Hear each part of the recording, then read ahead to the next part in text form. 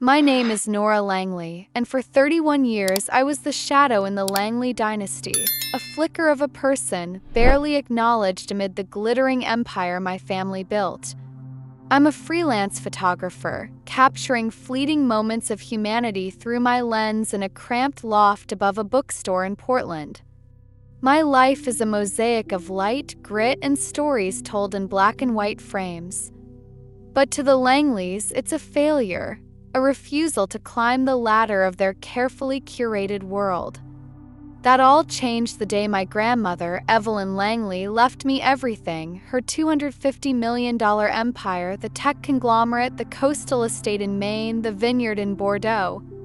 The moment the lawyer read her will, my mother collapsed into a silk-upholstered chair, my father's face drained of color, and my siblings' polished masks shattered.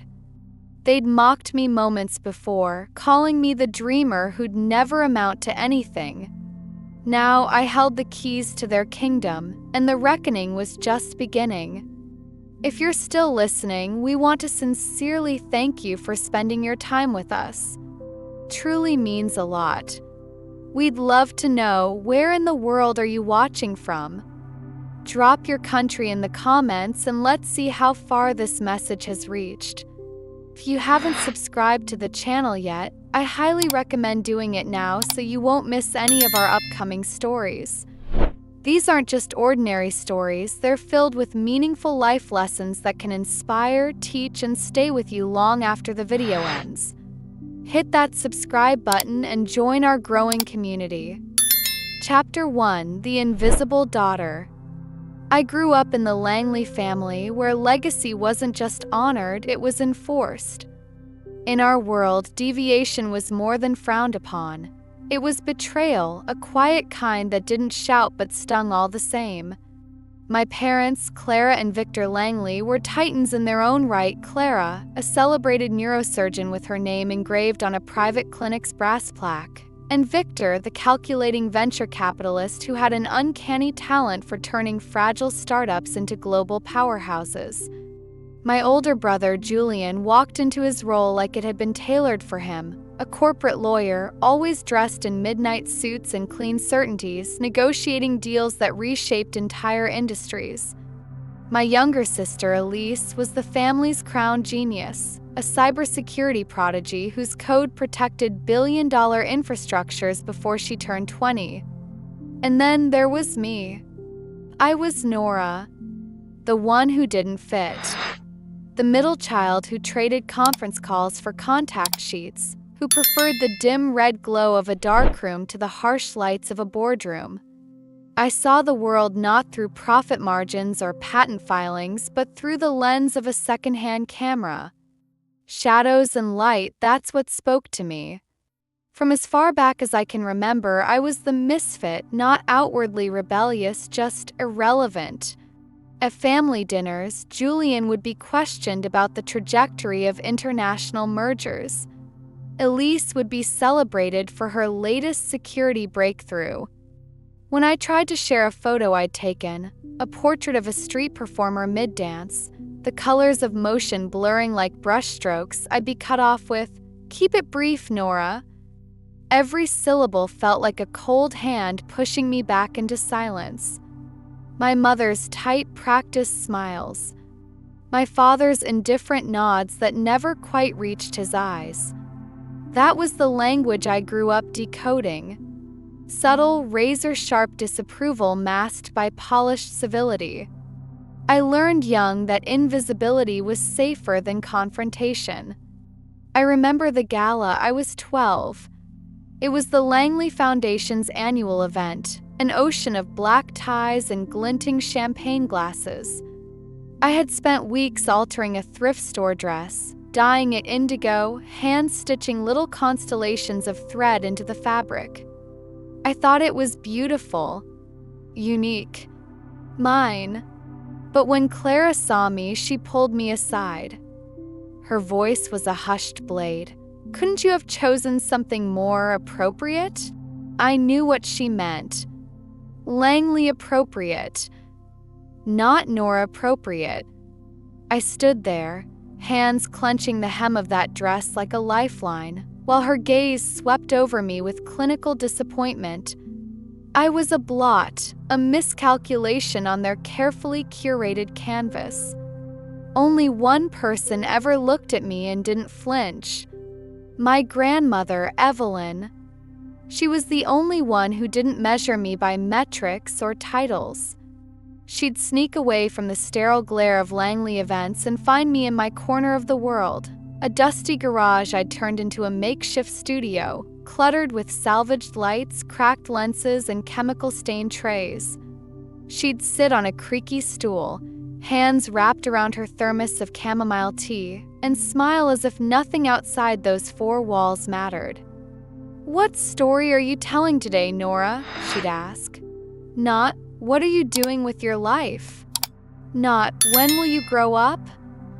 But, "What do you see?" Her questions weren't tests. They were oxygen. In a house where expectations pressed down like weighted glass, she gave me space to breathe. I remember showing her one of my favorite photographs, a cracked sidewalk with dandelions sprouting defiantly through the fissures.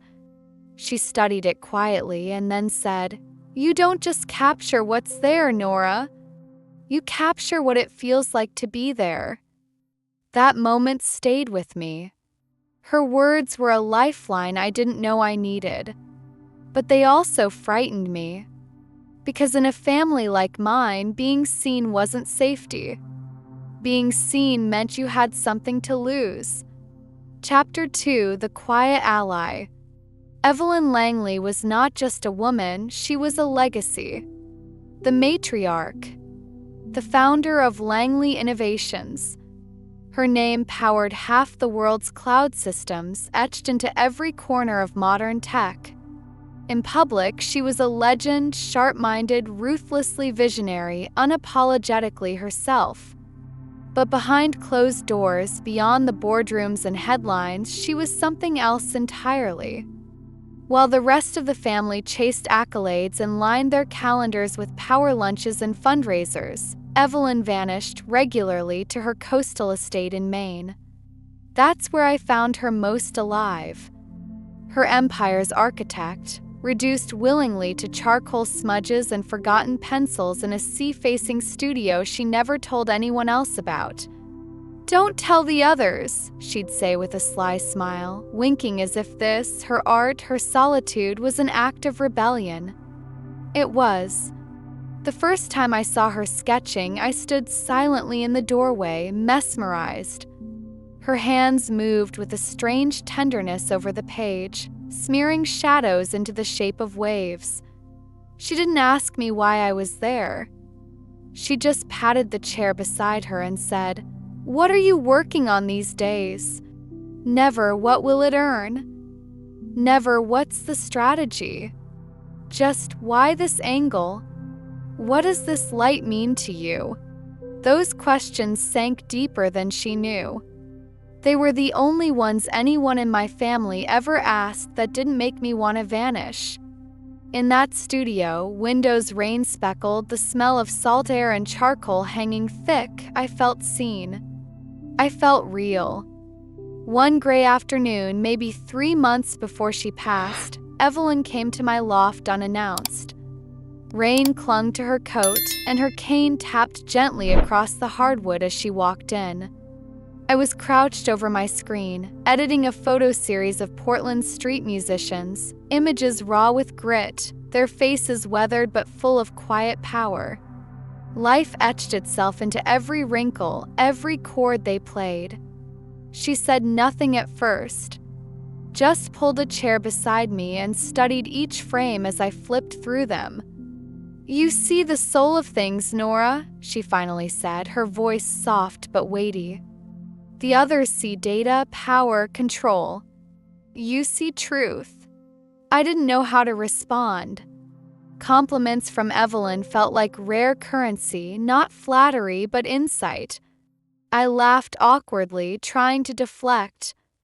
"That won't get me a seat at the Langley table," I muttered, half joking, half resigned. She tilted her head.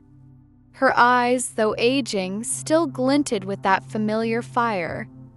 Maybe the table's the problem. She didn't elaborate, and I didn't ask. I wish I had. Chapter 3: The Call That Changed Everything. It happened on a Tuesday, mid-afternoon. I was sitting by the window, cleaning the glass of my camera lenses with careful precision, the way Evelyn had taught me, slow, deliberate, respectful. The light was soft that day, diffused through gray clouds, the kind of light I always loved to shoot in. Everything felt still. Then my phone buzzed. Clara. Her name lit up the screen like a warning. We hadn't spoken in months, not since the last family gathering I'd quietly slipped away from. I hesitated before answering, instinct already bracing me. Her voice came through cold, clipped. "Nora, your grandmother passed this morning. The funeral is Saturday. Dress appropriately." No pause. No warmth. "No, are you okay?" "No, I'm sorry." Just facts, delivered with all the grace of a corporate memo. Final and unfeeling. I stayed frozen in place, the bottle of lens cleaner still open in my hand, its chemical scent suddenly overwhelming. The weight of her words didn't hit like a wave, it settled like lead. Quiet, dense, inescapable. There would be no more visits to Maine. No more tea in thermoses. No more quiet questions in paint-scented rooms. Just silence. Tears came, not from the shock. Death had always hovered near Evelyn, never hidden, but from the brutal finality of it. She was gone. And with her, the only space I'd ever felt like I belonged. I slid to the floor, my camera forgotten beside me, and let the grief come without filter or frame. No one was watching. For once, I didn't have to hide how much it hurt. Saturday arrived with overcast skies and stiff suits. The funeral was a Langley production from start to finish, polished, impersonal, choreographed for appearance. Black limousines lined the drive like chess pieces. Men adjusted tailored cuffs. Women dabbed dry eyes with designer handkerchiefs. The language of grief had been replaced with the language of optics. I wore a simple black dress. No frills. No statement. Just a pendant Evelyn had given me years ago, a small silver star etched into the metal. She said it reminded her of the way I saw the world, always searching for light in the shadows. No one commented on it. No one commented on me. My family moved through the motions like actors on a cold stage. Their eyes flicked past me, barely registering, barely caring. I stood near the back, alone in the crowd, watching my grandmother's legacy be mourned by strangers in familiar clothes. I felt like an intruder in my own grief. And yet I stayed, because something inside me whispered that this wasn't the end. That Evelyn's absence wasn't silence, it was a signal. She hadn't just left behind memories. She had left something more. Something waiting. What I didn't know then, as I stood among the rehearsed sorrow and hollow eulogies, was that Evelyn had left a grenade. And I was about to pull the pin. Chapter 4: The Will Reading. 2 weeks later, a thick envelope arrived at my loft, addressed to Nora Langley in crisp serif font. Inside was an invitation to the reading of Evelyn's will at the Maine estate. The words, "Your presence is of particular importance," made my pulse quicken. When I told Clara, her tone was curt. "It's a formality. Everyone has to be there." But her voice held an edge, like she sensed something I didn't. The Maine estate was a fortress of glass and stone, overlooking the Atlantic. My family arrived in their usual splendor, Elise in a sleek Audi, Julian in a chauffeured Bentley, my parents in matching Teslas. My beat-up hatchback looked like a trespasser. Inside, the grand hall buzzed with tension. My cousin Lila, a hedge fund manager, whispered to her husband, smirking as I passed. My father, Victor, greeted me with a cold, "Didn't expect you to make it." I held his gaze. The letter said I was needed. He scoffed. Evelyn liked to be thorough. The library, where the reading took place, was a cathedral of wealth, mahogany shelves, crystal chandeliers, and a view of the ocean that screamed power. My family took their seats like royalty. Clara and Victor at the center, Elise and her fiancé on a velvet sofa, Julian in a leather armchair. I was directed to a wooden chair half hidden behind a fern. Elise glanced at my scarf, a hand-dyed silk piece I'd made, and said, "Oh, Nora, I could have lent you something more fitting." Julian chuckled. Some people dress for art, not legacy. The room hummed with their amusement, but I sat still, refusing to shrink. 2 p.m., the lawyer, Mr. Henry Voss, entered. He was Evelyn's trusted confidant, unflappable and precise. He began with formalities, bequests of jewelry to Clara, a yacht to Victor, vacation homes to Elise and Julian. Each announcement was met with nods and murmurs of satisfaction. But the air grew heavy when Voss reached the core of the will. To my granddaughter, Nora Langley, I bequeath the Langley estate, the Bordeaux vineyard, the controlling interest in Langley Innovations, and all remaining assets, totaling approximately $250 million. The room froze. Clara gasped, her handkerchief falling. Victor's chair crashed backward as he stood.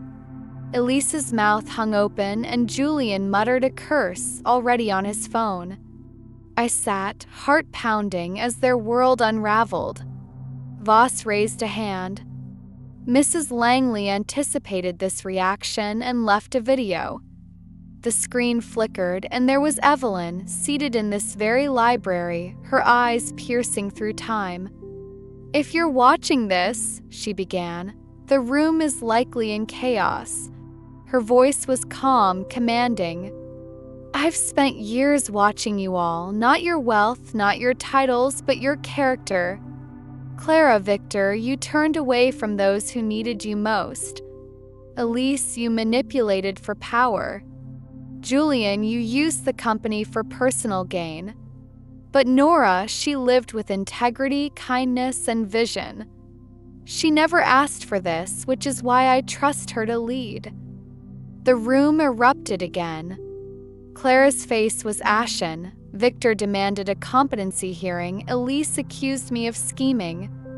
I sat silent, gripping my scarf, not out of fear, but because I knew reacting would cost me the ground Evelyn had given me. Voss rang a bell, silencing the chaos. "There's more," he said. "Any attempt to contest the will results in immediate disinheritance. Nora assumes full authority as of today." Clara turned to me, eyes wet with betrayal. "You knew," she whispered. "You manipulated her." I met her gaze. "I didn't know. But I won't apologize for being chosen." The words were steady, born from years of being dismissed. Voss handed me a sealed envelope, Evelyn's handwriting on it, Nora. "She asked that you receive this privately," he said. I clutched it, my throat tight, as the family's fury buzzed around me. Chapter 5. The warning that night, back in Portland, the world shifted again. I heard it before I saw it, the soft whisper of paper sliding across hardwood. I walked to the door slowly, a strange chill coiling in my chest. There it was, a plain white envelope, no stamp, no sender. Just my name, Nora, typed in all capital letters like a command. I stared at it for a moment before picking it up. Inside, a single sheet of paper. The font was clean, impersonal. The message was anything but, "Watch your back. Not everyone accepts this. Some play a longer game." Be careful who you trust. My hands trembled. I read it twice, then again, trying to feel out a clue, a tone, a detail, anything familiar. Nothing. No signature. No threat, not directly. Just warning. My blood turned cold. A prank? Maybe a jealous cousin bitter over the inheritance? Or someone trying to scare me out of my new role? But the wording felt deliberate. It wasn't petty. It was strategic, measured, and it carried the unmistakable stench of something darker. I double-locked the front door, checked the windows one by one. Every creak of the floorboards made me start. My mind raced through names, faces, conversations. Who would want me gone? Who didn't already? I texted Mia Chen, my best friend, my anchor, a journalist who could dissect a lie before it was spoken. Can we talk tomorrow? Her reply came within seconds. Always. I left the envelope on the kitchen counter, but its words looped in my mind like a broken reel. Even under the covers, with the lights off, I couldn't let it go.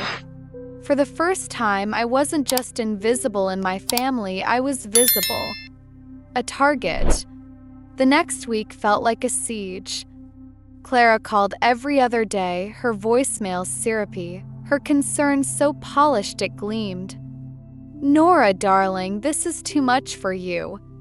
Let's talk about what's best. For everyone. Translation. Hand it back before you embarrass us. Victor sent emails layered in corporate language, suggesting integration strategies and structural guidance. At one point, he warned me gently, of course, that poor decisions could destabilize legacy systems. Meaning him. Elisa's texts arrived like clockwork, offering to help manage accounts, coordinate board liaisons, support the transition. Her words were sweet, but the undertone wasn't subtle. Control disguised as care. Julian didn't bother with pleasantries. You're in over your head. No shame in stepping back. I didn't answer. They circled like sharks sensing blood, thinking I would fold. But I didn't respond. Not to any of them. Instead, I focused on the envelope Evelyn had left me, still sealed, still waiting on the kitchen table like a weight I wasn't ready to carry. Her handwriting on the front, Nora. No title. No role. Just my name. I wasn't ready to open it. Not yet. Chapter 6. The Truth Unveiled. On the 9th day, I broke the seal. Inside was a single sheet in Evelyn's elegant script. My dearest Nora, the storm has begun, and I'm sorry I didn't warn you. I chose you because you never chased this. For years, I watched your heart, how you gave without expectation, how you stayed true in a family that demanded conformity. There's a journal in the safe behind the Degas sketch in my main study. Code is your birth date. It holds the truths I couldn't say aloud. This legacy can be more than wealth that can change lives, but only in hands like yours. Trust yourself. You're enough. Love, Evelyn. Tears fell as I read, not from fear but from being chosen. I drove to Maine that night, the estate silent under a moonless sky. Behind the Degas sketch was a safe. My birth date unlocked it, revealing a leather-bound journal. Its pages were a record of the Langleys, Clara's refusal to fund a community health program, Victor's shady offshore accounts, Elisa's sabotage of a rival's career, Julian's misuse of company funds. But it was the entries about me that stopped my breath. Nora photographed a protest for clean water, unpaid, and stayed to help organizers. She never mentioned it. At a fundraiser, she gave her coat to a shivering volunteer, not knowing he was a donor. She sees people, not power. I closed the journal, my chest tight. Evelyn hadn't just chosen me, she'd seen me. But as I sat in her study, the walls closed in. My breath grew shallow, my vision blurred, a panic attack.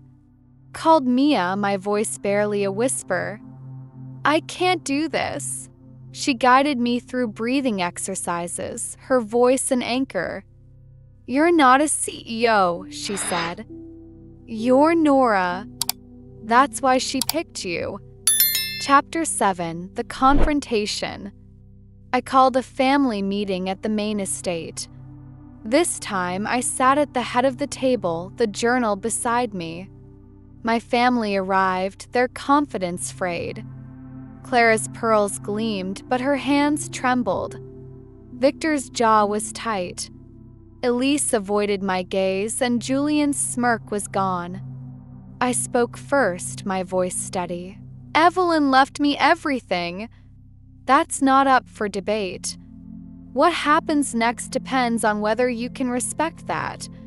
Elise scoffed. What's your plan, Nora? Hand out cameras to the board? I didn't flinch. My plan is truth. Evelyn documented everything, your shell companies, Victor, your stolen credit, Elise, your creative accounting, Julian. The room went still. I opened the journal, reading an entry about Victor's attempt to sell company data. His face paled. Clara's voice cracked. How long were you planning this with her? I shook my head. I wasn't. She saw what you refused to. Mia, invited as my witness, spoke up. Nora's run projects on no budget, rallied communities, told stories that matter. She's ready. To my surprise, Julian nodded. I've messed up, he said. If you're leading, I'll follow. Elise's eyes glistened.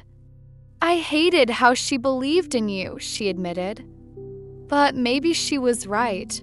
Clara said nothing, but her silence spoke volumes. Chapter 8, The Transformation. 3 months later, I sat at Evelyn's desk, now mine, in a redesigned office, open, light-filled, with photos from local artists on the walls. I'd overhauled Langley Innovations, ended exploitative contracts, raised wages, funded community tech programs. Investors called it reckless, employees called it hope.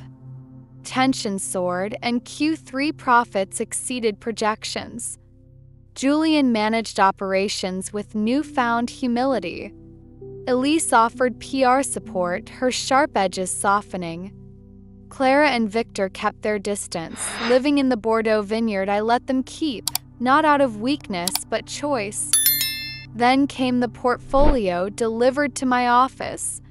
Inside were Evelyn's photographs, portraits, cityscapes, raw and vivid, signed E. Langley. A note read, Art and business are both creation, Nora. You don't have to choose. Lead with both. I realized she'd been like me, hiding her art to fit the Langley mold. The Langley Foundation Gala, I displayed our work side by side, her city at dawn, my portrait of her, eyes alight with defiance. Clara approached, her voice soft. You captured her better than I ever could. I nodded. I didn't do this for approval. I did it for her. Chapter 9, the next chapter. The Langley Foundation Gala used to feel like a theater of mirrors, polished, scripted, soulless. Velvet gowns, strategic donations, empty speeches. But this year, the energy was different. The chandeliers still sparkled and the wine still flowed, but the spotlight had shifted. The night wasn't about wealth anymore. It was about impact. Tech apprenticeships for underserved youth. Digital literacy programs in forgotten neighborhoods. Scholarships named not after billionaires, but after students who had overcome the impossible. Video screens looped stories of change, not polished PR, but real faces, real voices. I stood backstage, hands clasped behind me, watching one of those videos. A girl from East Baltimore described how learning to code changed her life, how for the first time she felt like her ideas had a future. The applause that followed didn't sound rehearsed. It sounded earned. Weeks earlier, I'd visited one of our funded schools. The halls buzzed with energy, bright posters taped to chipped walls, computers humming, voices rising.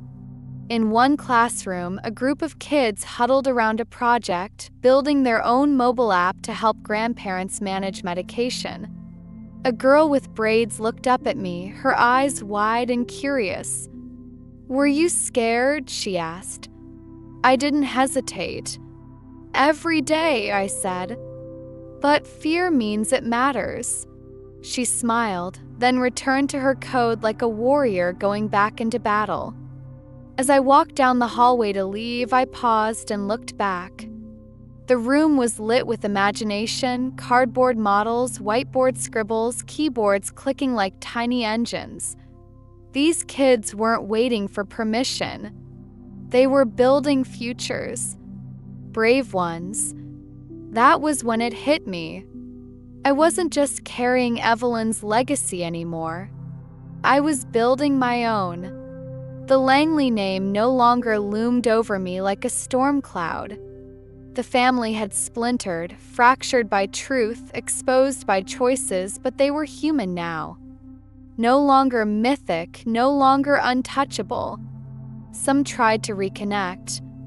Elise sent a short letter months later, apologizing for what she called misguided ambition. Julian remained distant, still navigating lawsuits.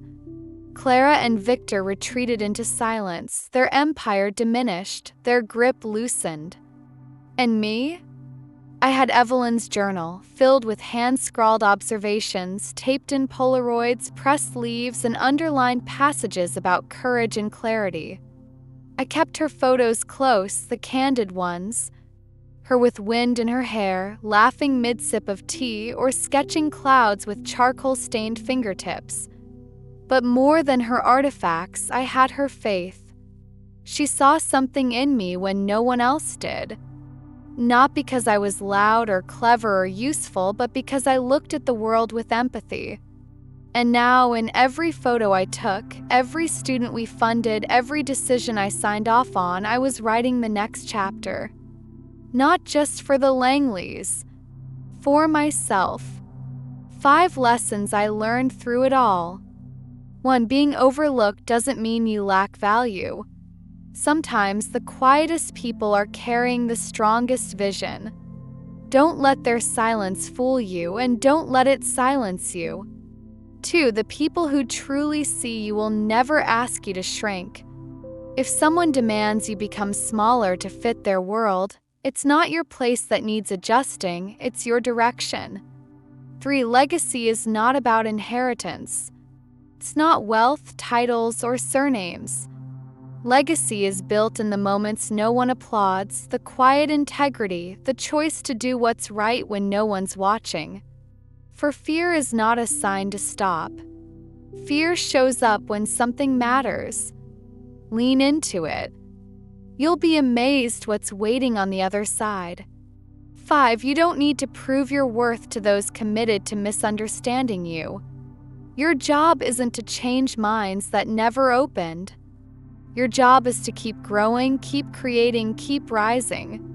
If this story touched you, if you've ever felt invisible, underestimated, or like the black sheep in a perfect family, I hope you found something here to hold on to. Leave a comment if you've ever had to find your own voice in a room that tried to silence you. Like if you believe legacy is earned, not inherited. Subscribe for more stories of truth, resilience, and quiet power. And share this with someone who needs a reminder. You don't have to belong to a name to make your own. This is Nora's next chapter. Maybe it's the start of yours too.